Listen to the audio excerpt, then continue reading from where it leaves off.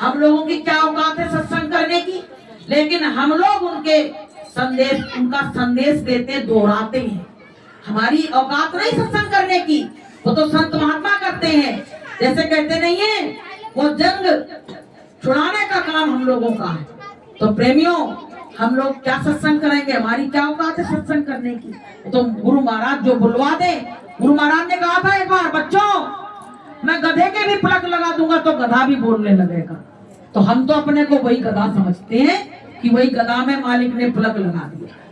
तो प्रेमियों, हमको किसी तरह का घमंड और गुमान करने की जरूरत नहीं।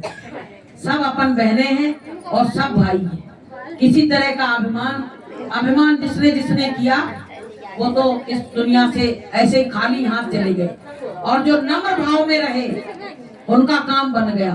तो प्रेमियों, भगवान को नम्रता प्यारी, दीनता प्यारी है। अहंकार, जैसे आपको हम बताएं, चींटी होती है तो चींटी क्या करती है कि राजा के दरबार में जाना चाहे तो चुपचाप चली जाती है, क्योंकि वो छोटी है।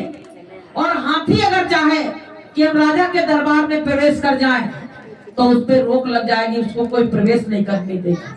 ऐसे ही हम लोग हैं, अगर अहंकार में चाहे परमात्मा से मिलने तो परमात्मा हमसे कभी नहीं मिल सकता है, लेकिन हम दीन हो जाए, उनके चरणों में गिर जाए तो परमात्मा हमको मिनटों में मिल जाएगा। बोलिए प्रेम से